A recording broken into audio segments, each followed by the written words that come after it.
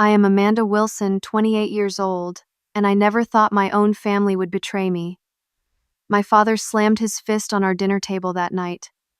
"Leave the key and do not come back," he growled. My mother just stared and nodded coldly. "This house was never yours." My sister handed me a suitcase already packed. They had planned this, erasing me room by room from my own home, until weeks later when the bank called me. If you are watching this from somewhere you once called home, give this video a like. Ever had family turn on you? Comment below, and subscribe for the rest of my story that changed everything. I always thought families stuck together through thick and thin. That is what I was raised to believe anyway. For 6 years, I had been supporting my family financially while working as an accountant at Turner & Associates, a mid-sized firm in our city. I was not just contributing to groceries or utilities. I was paying the majority of the mortgage on our family home, a 3-bedroom colonial-style house in a quiet suburb that my parents had purchased when I was in high school. The house itself was nothing extraordinary, but it was home. White siding with black shutters, a small front porch where Mom used to put potted geraniums in summer, and a backyard with the maple tree I had climbed as a child. What made it special was that it was ours, or so I thought. What I did not realize was how tenuous that connection would prove to be. My father, Larry Wilson, had always been the proud provider type, at least in his own mind. Reality told a different story. His construction business had been struggling for years, and his gambling problems only made things worse. Every other month, there would be hushed phone calls from creditors, or Dad would come to me sheepishly asking for just a small loan until the next job comes through. Those loans were never repaid. Mom, Grace Wilson, had her own issues. Her rheumatoid arthritis had worsened over the years, leading to expensive treatments not fully covered by insurance. She could no longer work her retail job, adding financial pressure to our household. I never complained about helping with her medical bills. She was my mother after all. Then there was my younger sister, Stephanie. At 25, she was still finding herself, which apparently meant bouncing between part-time jobs and expecting everyone else to fund her lifestyle. She had always been jealous of my career success, making snide comments about how I was just a boring number cruncher while she was pursuing her passions. Those passions seemed to change monthly, from photography to interior design to becoming a social media influencer. After graduating college, I had initially planned to get my own apartment downtown near my office. I had even toured a few places, excited about starting my independent adult life. But then Dad lost a major contract, and Mom needed a new treatment option, and suddenly my plans were put on hold. Just for a few months, they said, until we get back on our feet. Those months turned into years. Every time I brought up moving out, there would be a new crisis, a new reason why the family needed me to stay. I began to feel trapped watching my friends build their own lives, while I remained stuck in a holding pattern. But family comes first, right? That is what I kept telling myself. When I received a promotion to senior accountant 3 months ago with a substantial salary increase, I finally saw my chance. I could help my family and still have enough to get my own place. I started looking at apartments again, excited about the prospect of building my own life while still supporting my parents financially. That was when things began to change. Subtle at first, then increasingly obvious. Dad would shut the laptop quickly when I walked into the room. Mom would end phone conversations abruptly. Stephanie started giving me strange looks, a mixture of smugness and pity that made me uncomfortable. Mail began disappearing. Bank statements that should have arrived never did. When I mentioned this, Mom waved it off. "Probably just getting lost at the post office," she said, not meeting my eyes. Then there were the visitors. Twice I came home early to find a woman in a business suit talking with my parents in the living room. "Just an old friend," Mom explained the first time. "Insurance agent," Dad claimed the second time. But I noticed the real estate company logo on the folder the woman carried. I tried to convince myself I was being paranoid. These were my parents, after all. The people who had raised me, who had taught me right from wrong. Surely they would not be plotting behind my back. I pushed my suspicions aside and focused on work, on saving for my own place, on being the good daughter I had always been. I was such a fool. Looking back, the signs were all there. The whispered conversations, the missing mail, the strange visitors. Even Stephanie had been acting odd, almost giddy at times, like she knew something I did not. But I trusted my family implicitly. That was my first mistake. The week before everything fell apart, I had finally found the perfect apartment. One bedroom with a small office nook, hardwood floors, and a balcony overlooking a park. The rent was reasonable, and it was only a 15-minute drive from my parents' house, so I could still visit often. I was planning to tell them at our regular Sunday dinner, hoping they would be happy for me, maybe even help me plan the move. I never got the chance to share my news. They had plans of their own, plans that did not include me, plans that would shatter everything I thought I knew about family loyalty and home. Sunday dinners had been a Wilson family tradition for as long as I could remember. Even through financial hardships and family disagreements, we always came together on Sunday evenings for a home-cooked meal. That particular Sunday seemed no different at first. I had spent the morning signing the lease on my new apartment, feeling both excited and a little guilty about finally moving out. I planned to soften the news with a promise to still contribute to their mortgage and bills. I stopped at the bakery on my way home and picked up a chocolate cake, my father's favorite. I wanted everything to be perfect when I shared my news. The promotion, the new apartment, my plans for the future. Despite everything, I still wanted their approval, their blessing. When I arrived home around 5 o'clock, the house seemed unusually quiet. Normally, the kitchen would be bustling with activity, the television would be on in the living room with Dad watching sports, and Stephanie would be on her phone somewhere. Instead, I found them all sitting in the dining room, an untouched lasagna on the table. "There she is," my father said when I walked in. His voice was strange, tight, with an emotion I could not quite identify. "Right on time." "I brought dessert," I said, holding up the cake box with a smile that no one returned. "Dad's favorite."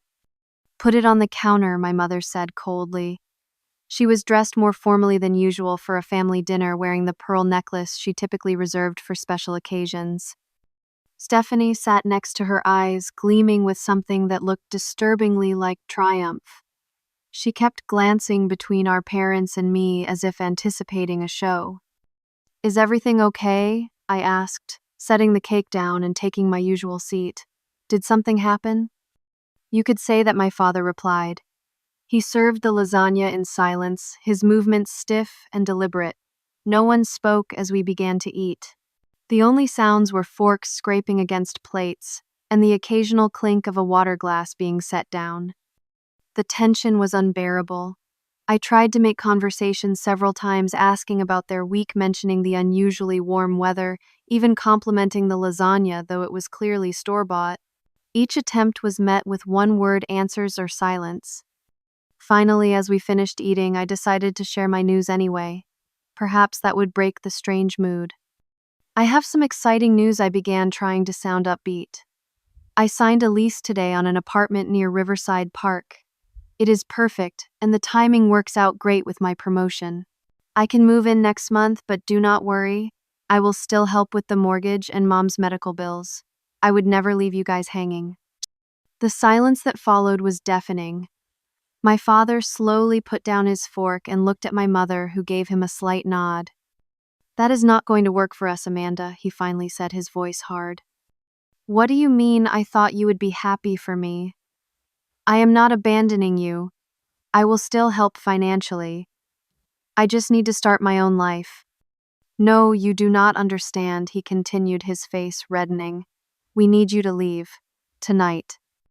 I laughed nervously, certain I had misheard him. "Tonight? That is silly, Dad. My lease does not start until next month, and I still need to buy furniture and pack and—" "Leave the key and do not come back," he interrupted, his voice rising as he slammed his fist on the table, making the dishes rattle. This is not your home anymore. I looked at my mother in confusion, expecting her to intervene to tell Dad he was being ridiculous. Instead, she stared at me coldly. This house was never yours, Amanda, she said quietly. You were just a guest here. A guest who has overstayed her welcome. The room seemed to tilt around me. This could not be happening.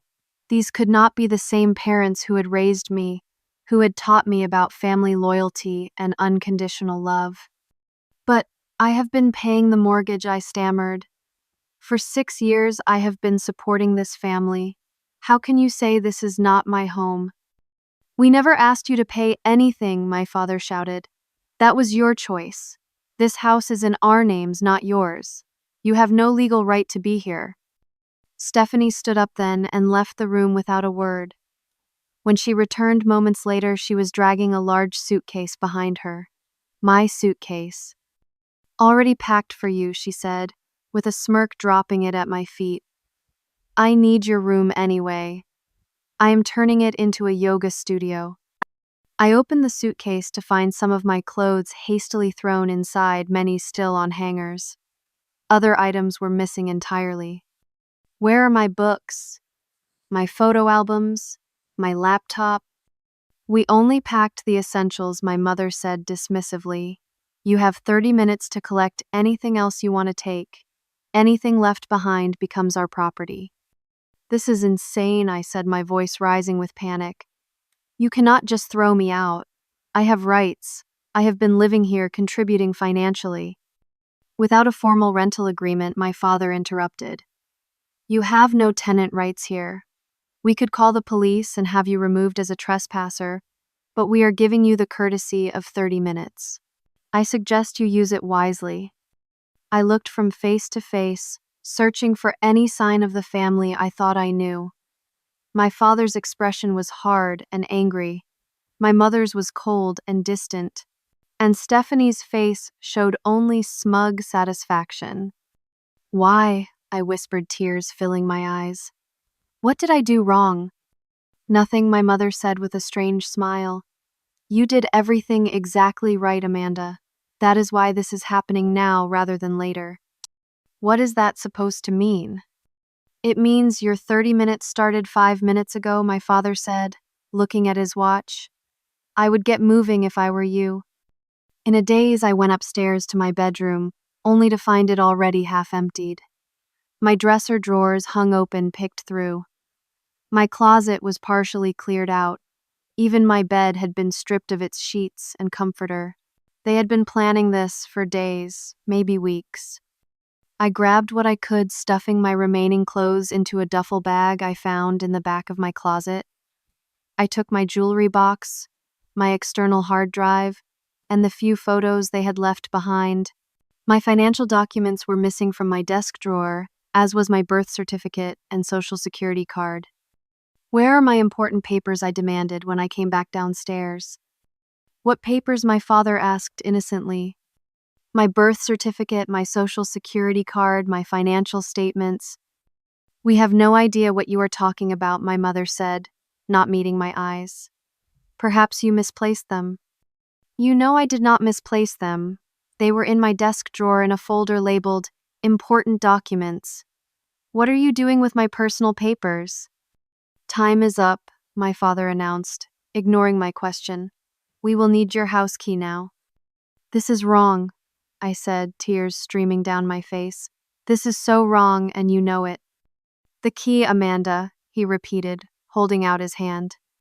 With trembling fingers, I removed the house key from my key ring and placed it in his palm. He closed his fist around it immediately. Your car is still yours, he said magnanimously. We are not monsters. Not monsters, I laughed bitterly. What would you call this then? Business, my mother said simply. Just business. Stephanie held the front door open, clearly eager for my departure. As I dragged my suitcase and duffel bag out, I noticed several neighbors watching from their yards and windows. The Wilsons had always been a respectable family in the neighborhood. What were they thinking now, seeing the daughter thrown out like garbage? You will regret this, I said quietly as I passed my sister. I doubt it, she replied with a smile. Enjoy living in your car. The door slammed behind me with finality. I stood on the porch of what had been my home for years now, suddenly homeless, betrayed by the people I trusted most in the world. The weight of what had just happened began to crush down on me as I loaded my meager belongings into my car. As I backed out of the driveway, I saw the curtain in the living room window move. Someone was watching me leave. I wondered if any of them felt even a twinge of remorse for what they had done. I doubted it. Whatever this business was that my mother had mentioned, it had clearly been worth destroying our family for. I just had no idea what it could be, or how I factored into their plans. What I did know was that nothing would ever be the same again. The family I thought I had was gone, if it had ever really existed at all. And I was on my own, truly on my own, for the first time in my life. The reality of my situation did not fully hit me until I found myself sitting in my car in a grocery store parking lot, staring at the dashboard clock as it blinked 11:30 at night. I had nowhere to go. No home to return to. Just a suitcase and duffel bag hastily packed with whatever I could grab in 30 minutes. I scrolled through my phone contacts, trying to decide who to call. Most of my friends lived in small apartments with roommates. I could not impose on them for more than a night or two. Hotels were expensive, and while I had savings, I needed to be careful with my money now. Finally, I called Jessica Taylor, a colleague from work who had become a good friend over the past few years. Despite the late hour, she answered on the third ring. Amanda, is everything okay? Her voice was groggy with sleep. Not really, I said, my voice breaking. My parents just kicked me out of the house. I have nowhere to go. What? That is insane. Come over right now. I will make up the couch for you.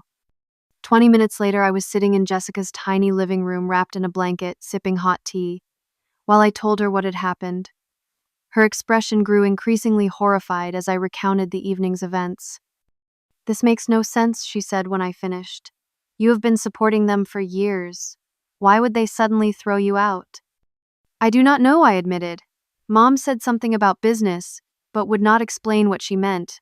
And they took my important documents, Jessica.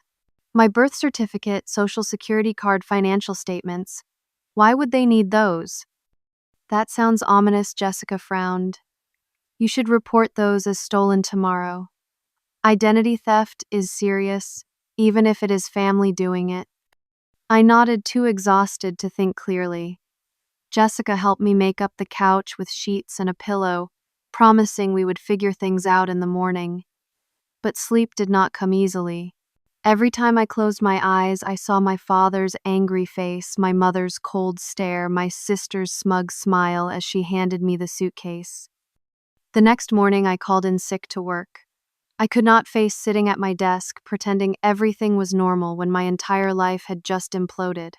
Jessica left for the office, with a promise to cover for me and a spare key so I could come and go from her apartment. Alone in her small living space, I took inventory of what I had: some clothes, my jewelry, my phone, and wallet, my car. What I did not have: most of my possessions, my important documents, my home, my family. I spent the day in a daze, making calls to the Social Security office about replacing my card, researching how to get a new birth certificate, and checking my bank accounts online to make sure they had not been compromised. So far, everything looked normal financially, but I could not shake the feeling that something bigger was happening. That night, I barely slept again. The couch was uncomfortable, but that was the least of my problems. My mind kept racing, replaying the dinner scene over and over, looking for clues about what had prompted such a drastic action from my family. The next day, I forced myself to go to work. I needed normalcy, routines, something to hold on to while everything else fell apart. But concentrating was nearly impossible. Several times, I found myself staring blankly at spreadsheets, my vision blurred with unshed tears. You should take some time off, my boss suggested when he noticed my distraction. Family emergency leave. We can manage without you for a week or two. I nodded gratefully but did not explain. How could I tell anyone that my family had discarded me like unwanted furniture? The shame was overwhelming, even though logically I knew I had done nothing wrong. By the end of the week, the physical toll of stress and poor sleep was evident. I had lost 5 pounds I could not afford to lose. Dark circles shadowed my eyes. My hands trembled slightly when I reached for things. Jessica was worried about me, I could tell, but there was nothing she could do except offer her couch and her friendship. You need to get your stuff, she said on Sunday morning, a week after I had been thrown out. The rest of your clothes, your books, whatever they left behind. They cannot keep your personal property. I knew she was right, but the thought of facing my family again made me physically ill. Still, I needed my belongings, especially now that I was planning to rent a small studio apartment I had found online. I needed to rebuild my life, and that meant reclaiming what was rightfully mine. Monday after work, I drove back to my parents' house. My heart pounded painfully as I parked in the driveway. Would they even let me in? What would I say to them? What would they say to me? I never got the chance to find out. My key no longer worked in the lock. They had changed the locks. I rang the doorbell, then knocked loudly when no one answered. I could see lights on inside, hear the television playing. They were home but ignoring me. I know you are in there, I called through the door. I just want my things. My books, my winter clothes, my graduation albums. You cannot keep my personal property. The curtain in the front window twitched, but no one came to the door. After 15 minutes of knocking and calling, I gave up. As I turned to leave, I noticed Mrs. Propus, Eleanor Davis, our elderly neighbor, watching from her porch next door. Amanda, dear, she called, waving me over. What on earth is going on? I saw them put you out last week, and now they will not even open the door. I hesitated, embarrassed to air family dirty laundry to the neighbors. But Mrs. Davis had known me since I was a teenager, had always been kind to me. I honestly do not know, I admitted, walking over to her yard. They just told me to leave and not come back. They will not tell me why. Well, it is none of my business, she said, lowering her voice. But there have been strange goings-on at your house lately. That real estate woman has been there 3 times this week. And yesterday, a man in a very expensive suit spent hours inside with your parents. A real estate agent, a man in an expensive suit. Were they selling the house? But why throw me out first? And why take my documents? Thank you for telling me, Mrs. Davis, I said. If you notice anything else strange, would you let me know? My number is still the same. She promised she would, and I returned to my car more confused than ever. On impulse, I drove around to the back of the house. The gate to the backyard was unlocked. Perhaps the back door would be too, or a window left open. I was not above a little breaking and entering if it meant retrieving my own possessions. But as I approached the back door, I saw something that made me freeze. Through the kitchen window, I could see a document spread out on the table. From that distance, I could not read it, but I recognized the logo at the top, First National Bank, where my parents had their mortgage. And where I had my accounts? Suddenly, my mother's words came back to me. You did everything exactly right, Amanda. That is why this is happening now rather than later. My promotion, the salary increase, my improved financial position. Was that what they had been waiting for? I backed away from the house, no longer interested in breaking in. I needed to check my accounts again more thoroughly this time. I needed to find out what business my mother had been referring to. And most of all, I needed to discover what documents they might have forged with my stolen identity information. As I drove away, I called the one person who might have answers, Thomas Green, the banker, who had handled my parents' mortgage refinancing last year and who managed my personal accounts as well. I would meet with him first thing tomorrow.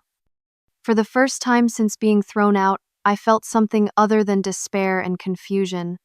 I felt anger, and with that anger came determination. Whatever game my family was playing, I would not be their pawn.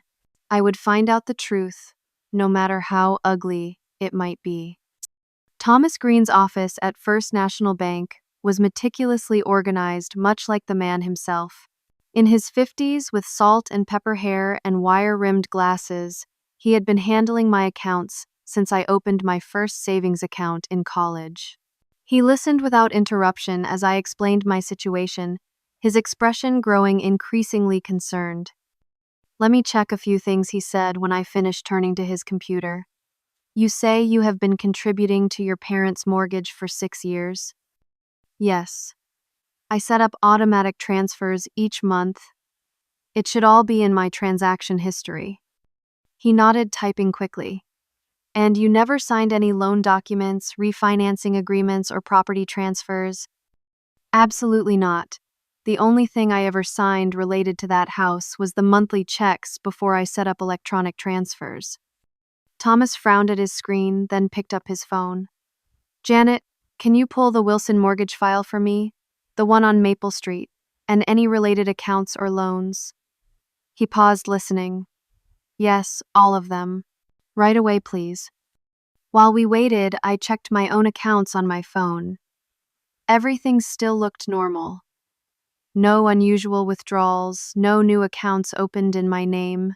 Whatever they were doing, they had not directly stolen from my existing accounts. Yet, Janet arrived with a thick folder which Thomas began to review immediately.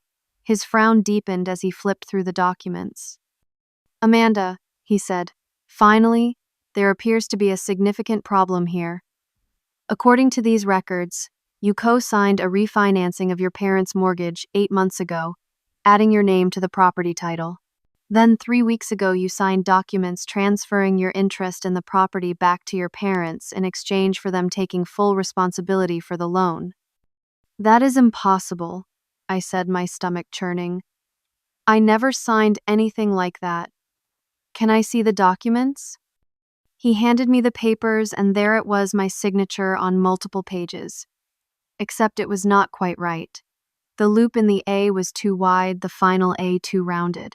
Close enough to fool a banker who saw thousands of signatures, but not identical to my actual signature. "This is forged," I said, my hands shaking. "I never signed these documents. I never even saw them." Thomas looked grave. "There is more. 2 months ago, a home equity line of credit was taken out against the property for $150,000. Your signature is on those documents as well." $150,000, I gasped. "Where did that money go?" "It was deposited into a joint account opened in the names of Lawrence and Grace Wilson. That account has been nearly emptied through a series of withdrawals over the past 7 weeks."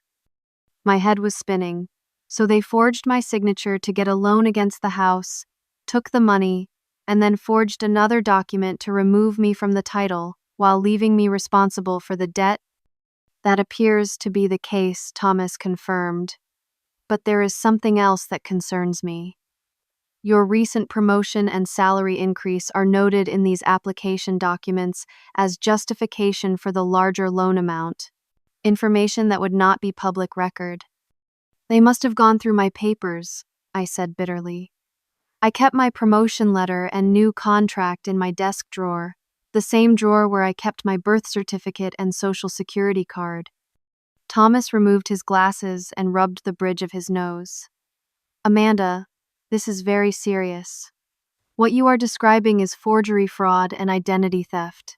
These are criminal offenses.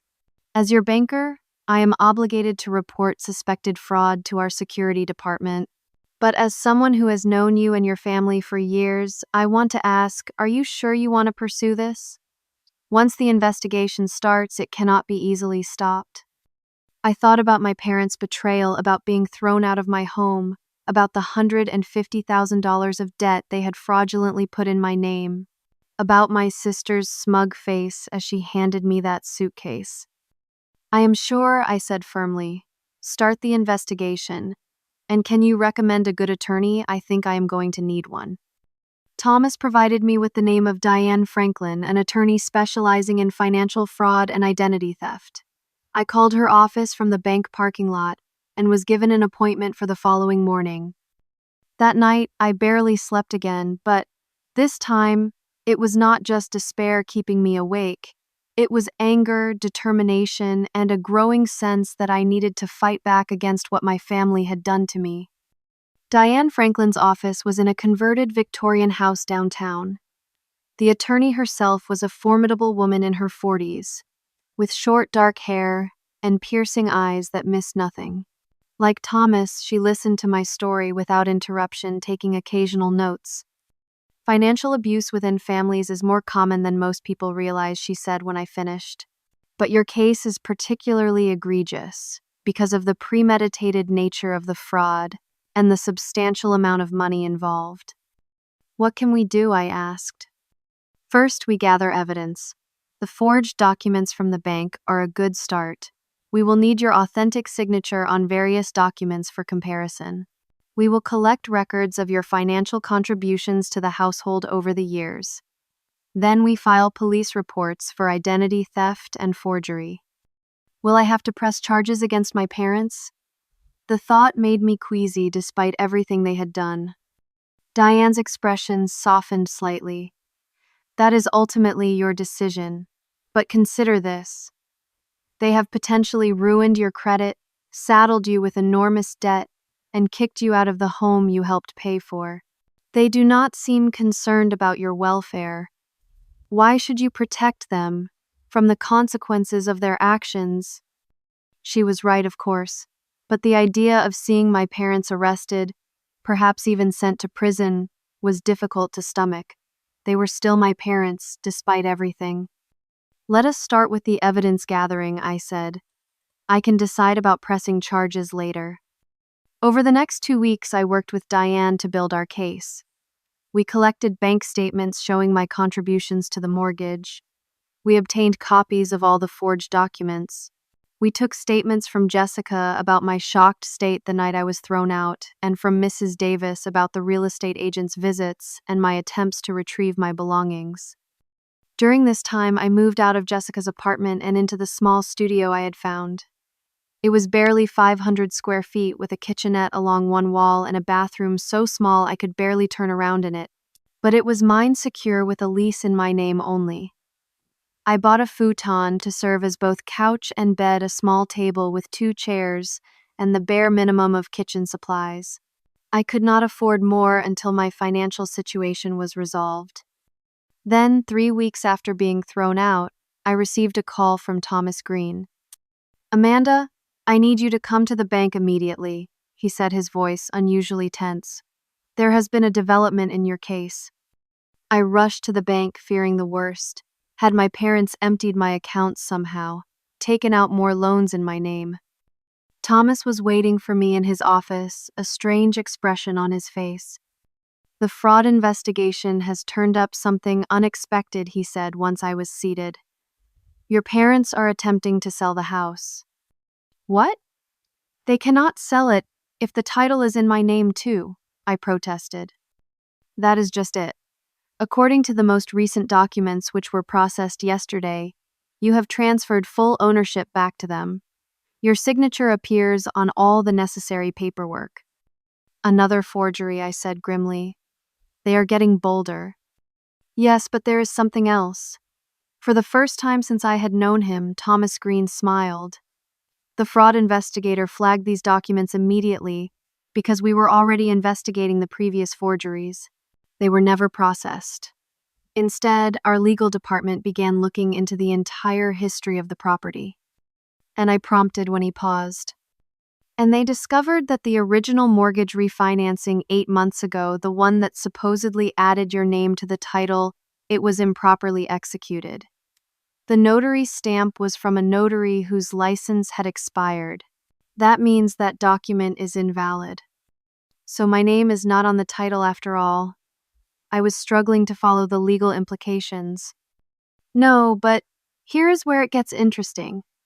Our records show that you have been making more than half the mortgage payments for 6 years, without a formal agreement stating otherwise that establishes you as a de facto owner under state property law. especially since you were also living in the property. What does that mean exactly?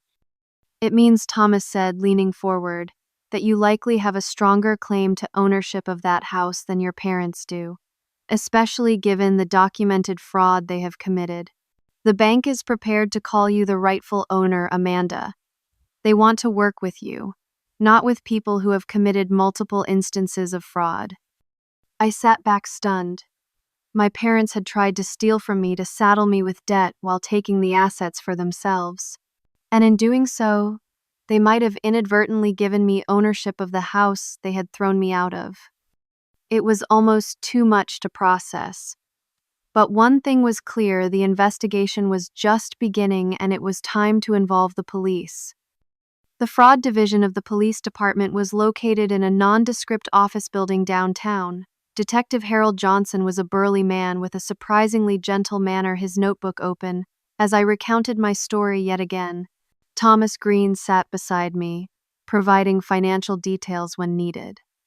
We see cases like this more often than you might think, Detective Johnson said when I finished, though usually not with quite so many zeros attached. Your parents have been busy.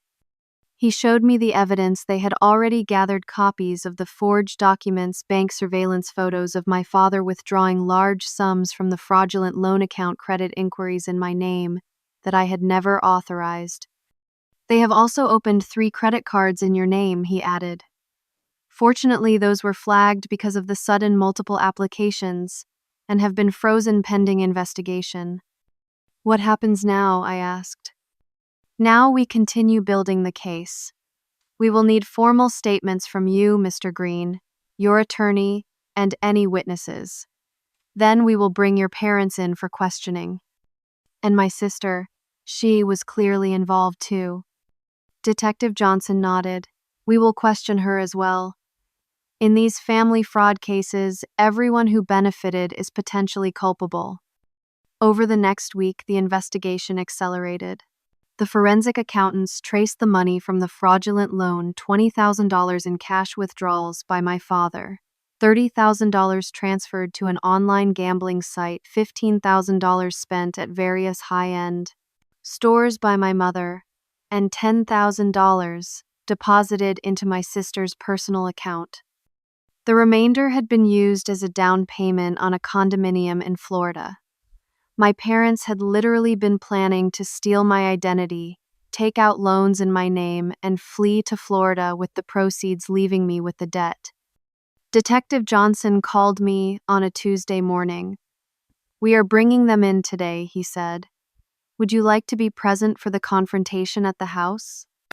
Part of me wanted to say no. I did not want to see their faces, did not want to witness their reaction to being caught. But a stronger part needed closure, needed to understand why they had done this to me. Yes, I said. I will be there. The police had obtained a search warrant for the house. They would be looking for my stolen documents, any evidence of additional fraud, and most importantly, the computer they had likely used to create the forged documents. I met Detective Johnson and 2 uniformed officers at the end of the street. We walked together to the house where I had grown up, where I had lived until being thrown out, where my family had betrayed me in the worst possible way. My father answered the door, his expression changing from annoyance to shock when he saw me standing with the police. Lawrence Wilson, Detective Johnson said formally, "We have a warrant to search these premises in connection with an investigation into fraud, forgery, and identity theft. Please step aside." "This is ridiculous," my father blustered as the officers entered. "Whatever she has told you is a lie. Amanda has always been troubled, always making up stories." "The bank records do not lie, Mr. Wilson," Detective Johnson replied calmly. "Neither do the surveillance videos of you withdrawing cash from accounts opened with forged documents." My mother appeared from the kitchen, her face paling when she saw me. "What is going on, Larry? Why are the police here?" "Mrs. Wilson, please have a seat in the living room with your husband while we execute this search warrant," one of the uniformed officers directed. Stephanie came downstairs, then freezing mid-step when she saw the scene unfolding in the entryway. "What is happening, Dad?" "Your family is under investigation for fraud," Detective Johnson informed her. "Please join your parents in the living room." I remained silent throughout this exchange, watching their faces searching for any sign of remorse or shame. I saw only fear and anger, the desperation of people caught in their own trap. The search was thorough and productive. In my father's home office, they found my birth certificate and social security card, along with numerous financial documents bearing crude forgeries of my signature. On his computer, they discovered templates for creating fake notary stamps and draft versions of the forged property transfer documents. Most damning of all, they found a notebook in my mother's handwriting detailing their plan. Wait for A's promotion, then execute loan. Transfer property back before she realizes. Sell house quickly. Use proceeds for FL condo. If she discovers forgery, deny everything, claim she agreed to it. It was all there in black and white. The premeditation, the cold calculation, the complete disregard for how their actions would affect my life. They had not acted in desperation or momentary weakness. They had planned this, meticulously waiting for the perfect moment to betray me. "Lawrence and Grace Wilson, you are under arrest for fraud, forgery, and identity theft," Detective Johnson announced after conferring with his colleagues. "You have the right to remain silent." As he continued reading them their rights, my father's composure finally broke. "It was her idea," he shouted, pointing at my mother. "She planned the whole thing. I just went along with it." My mother's face contorted with rage. "How dare you? You were the one who needed the money for your gambling debts. You were the one who said Amanda owed us after everything we had done for her." Done for her, I found my voice at last. "I supported this family for 6 years.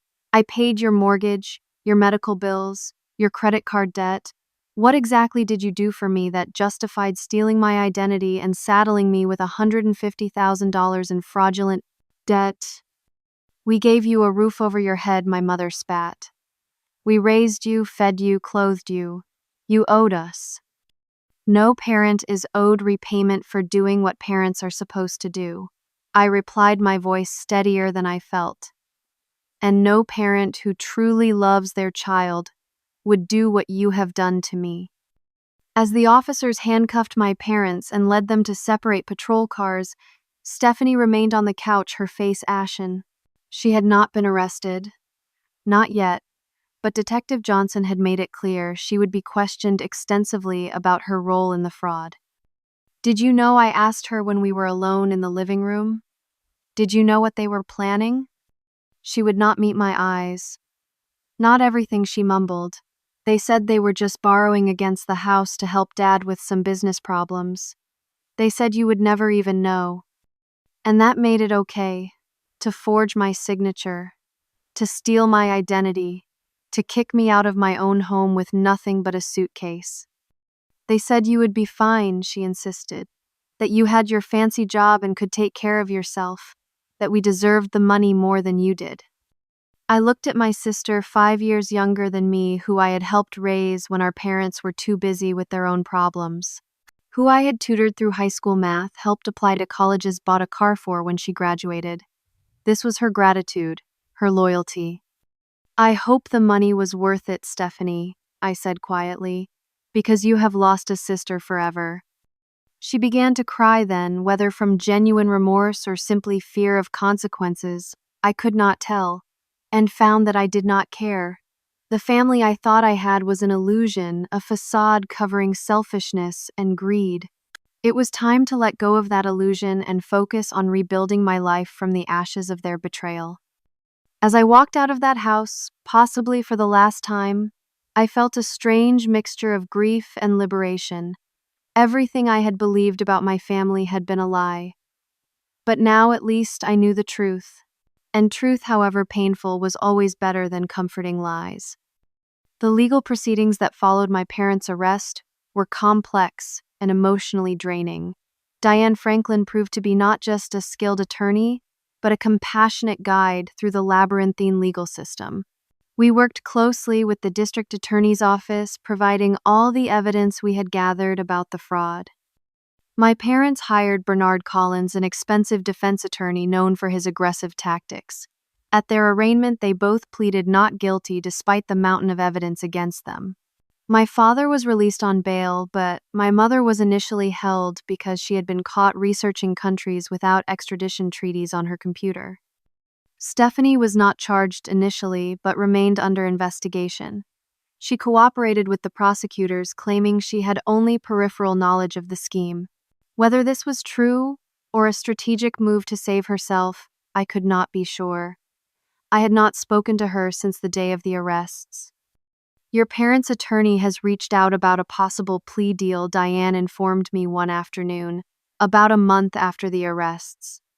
They want to plead guilty to lesser charges in exchange for a reduced sentence. What would that mean exactly? I asked. They would admit to forgery and fraud, but the identity theft charges would be dropped. They would likely serve between 1 and 3 years in prison, pay restitution for the money they took, and be on probation after release. I considered this. Part of me wanted them to face the maximum penalties for what they had done. Another part just wanted the whole nightmare to be over, so I could move on with my life. What happens to the house? This was my primary concern. I was still living in the tiny studio apartment, still making payments on a mortgage for a house I had been thrown out of. That is being handled in civil court separate from the criminal charges, Diane explained. Based on the evidence of your financial contributions and the fraudulent nature of the refinancing documents, we have a strong case for transferring full ownership to you. That decided it for me. Tell the DA I am okay with the plea deal as long as it includes full restitution and no contest to my claim on the house. My parents accepted these terms. 2 weeks later, in a courtroom filled with curious onlookers and a few local reporters who had picked up the story of family betrayal and fraud, Lawrence and Grace Wilson pleaded guilty to multiple counts of forgery and fraud. Judge Nancy Williams was a stern woman in her 60s, who had no patience for attempts to minimize what they had done. Mr. and Mrs. Wilson, she addressed them during sentencing. The court has reviewed the evidence in this case and finds your actions particularly reprehensible.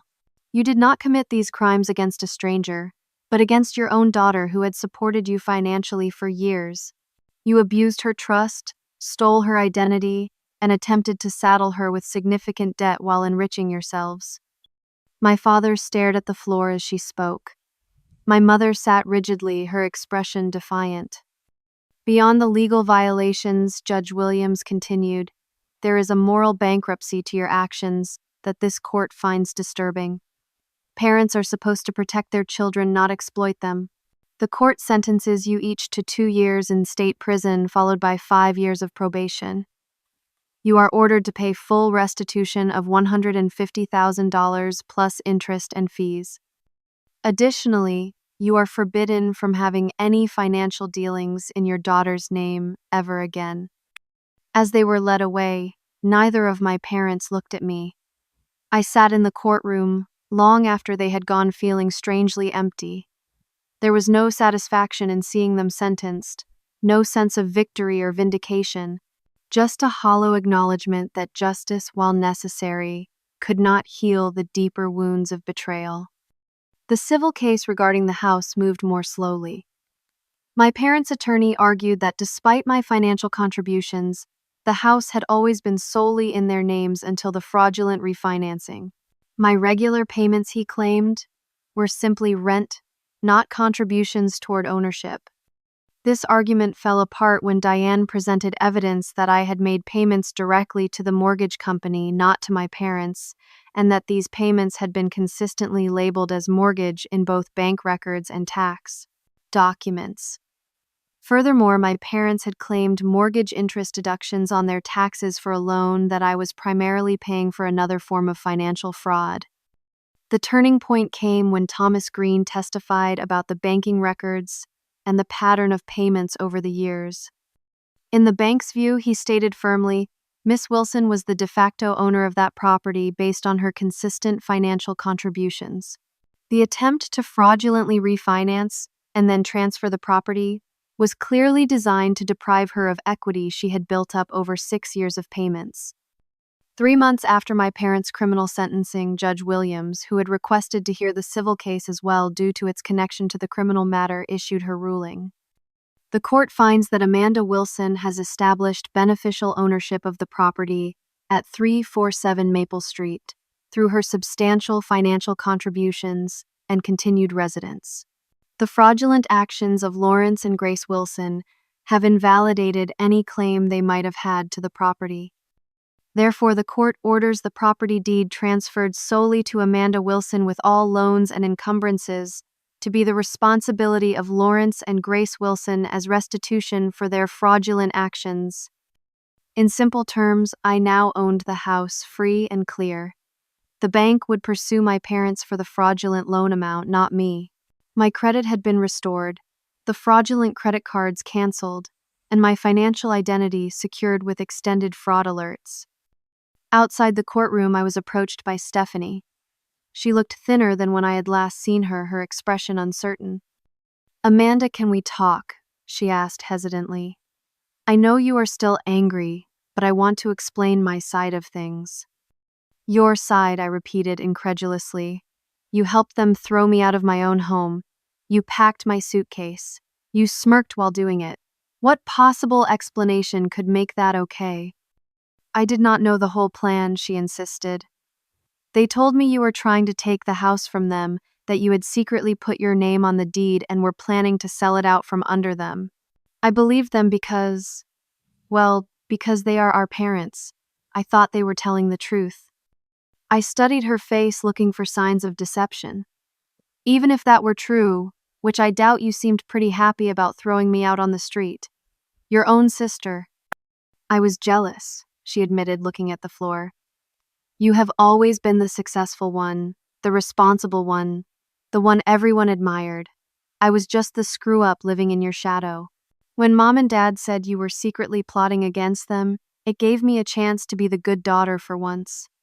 I know now how wrong I was." Her explanation did not excuse her actions, but it did make a certain twisted sense. Stephanie had always competed with me for our parents' approval, always felt second best. Their manipulation had played perfectly into her insecurities. "I cannot forgive you right now," I told her honestly. "Maybe someday, but not today. What you and our parents did broke something in me that will take a long time to heal if it ever does." She nodded, tears welling in her eyes. "I understand. But when you are ready, if you are ever ready, I will be there. I want to make amends somehow."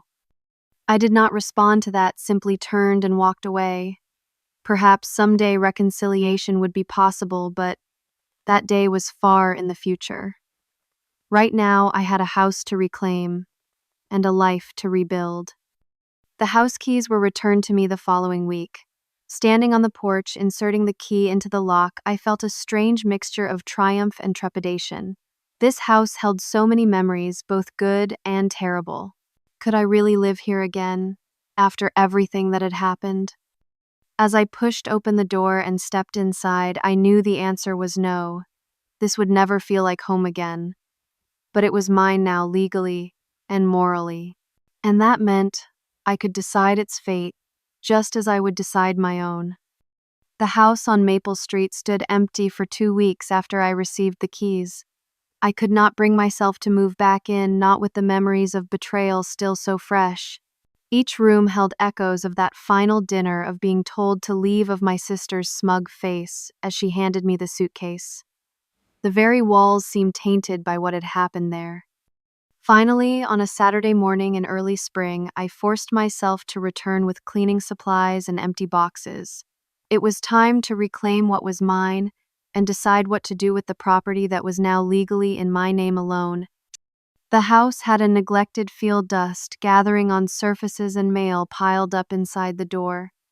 In the kitchen, dishes still sat in the sink from before my parents' arrest. It was as if time had stopped the day the police had come. I moved through the rooms, methodically sorting through belongings, deciding what to keep, what to donate, what to throw away. My own room had been partially emptied the day I was thrown out, but many of my possessions remained: books on shelves, winter clothes, in the back of the closet photo albums from college. It was while sorting through these photos that I broke down, sinking onto the edge of the bed as sobs overtook me. Pictures of family vacations, holiday gatherings, my college graduation, with my parents proudly standing beside me.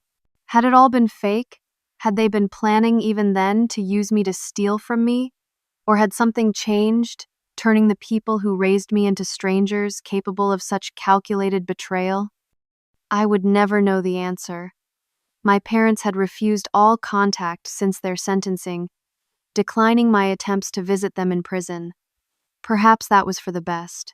What could they possibly say that would explain or justify what they had done? After that first emotional day, I approached the house project with a professional detachment. I hired a cleaning service to deep clean every room. I brought in a contractor to repair long-neglected issues with the plumbing and electrical systems. I painted walls, replaced fixtures, and systematically erased all traces of my parents' presence. Through it all, I continued seeing Dr. Margaret Foster, a therapist Diane had recommended. Our weekly sessions became a lifeline as I processed not just the practical aftermath of the fraud, but the deeper emotional trauma of family betrayal. "You are grieving," Dr. Foster observed during one session, "not just for the loss of your family relationships, but for the loss of your understanding of your past." She was right. Every childhood memory, every family tradition, every moment I had treasured had been called into question. Had any of it been real? Had they ever truly loved me? Or had I always been just a resource to be exploited? "You may never have those answers," Dr. Foster acknowledged when I shared these thoughts. "Part of your healing will be learning to live with that uncertainty, to build a new understanding of your past that incorporates both the good memories and the knowledge of how things ended." It was difficult work, emotional work, often leaving me exhausted after our sessions. But slowly, I began to separate my own identity from the trauma I had experienced. I was not defined by my parents' betrayal. I was not somehow deserving of what had happened because of some flaw in me. I was a survivor rebuilding my life one decision at a time. 3 months after reclaiming the house, I made my decision. I could not continue living there even with all the renovations and changes. The memories were too pervasive, the associations too painful. It was time to sell and truly start fresh. The real estate market was strong, and the improvements I had made increased the property value significantly. The house sold within 2 weeks of listing for $40,000 above asking price. After paying off the legitimate mortgage, the fraudulent loan was being handled through the restitution process. I was left with a substantial sum. I used part of the money to buy a small townhouse in a different neighborhood, a place with no history or painful associations. It had a tiny yard where I planted flowers and herbs, a spare bedroom I set up as a home office, and most importantly, it was entirely mine. The remainder of the money I invested both in traditional retirement accounts and in starting a small side business offering financial literacy workshops. My own experience had shown me how vulnerable people could be to financial abuse, especially from those they trusted. If I could help others protect themselves, perhaps some good could come from my painful experience. Jessica and I remained close friends, our bond strengthened by how she had supported me through the crisis. "You are like family to me now," she told me over dinner one evening. "The family you choose, not the one you were born into." That concept of chosen family became increasingly important to me. Friends like Jessica, colleagues who had stood by me, neighbors like Mrs. Davis who had shown kindness when I needed it most, even professionals like Diane and Dr. Foster who had gone above and beyond their formal roles to help me rebuild my life. These were the people who had earned my trust, my loyalty, my love. Stephanie reached out periodically, usually by email or text. I responded sometimes briefly and formally. I was not ready for reconciliation, might never be, but I did not actively wish her ill either. She was making her own way, dealing with her own guilt and consequences.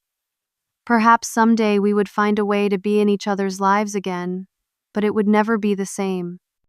As for my parents, they continued to serve their sentences. The restitution payments came regularly garnished from the small pensions they received.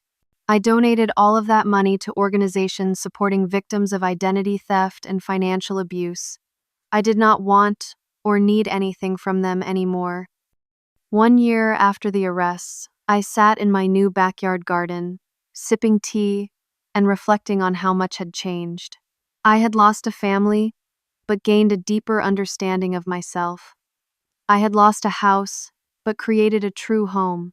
I had experienced devastating betrayal, but found strength I never knew I possessed.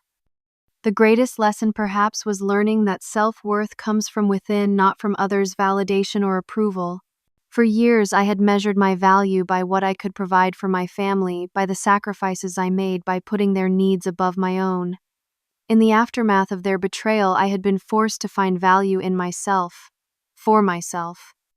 I had also learned the importance of healthy boundaries. Love does not mean allowing yourself to be exploited. Support does not mean enabling destructive behavior.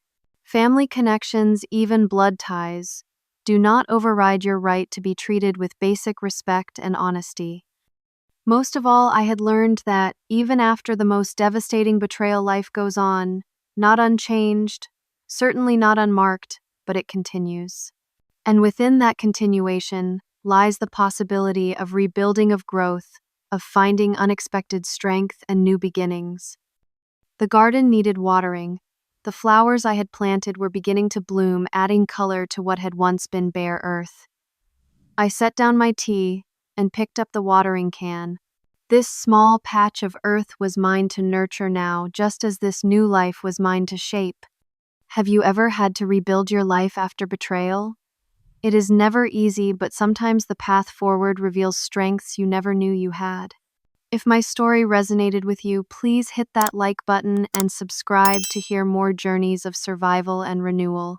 Share this video with someone who might need to hear that even after everything falls apart, rebuilding is possible. Thank you for listening to my story. And remember, the family you choose can be stronger than the family you were born into.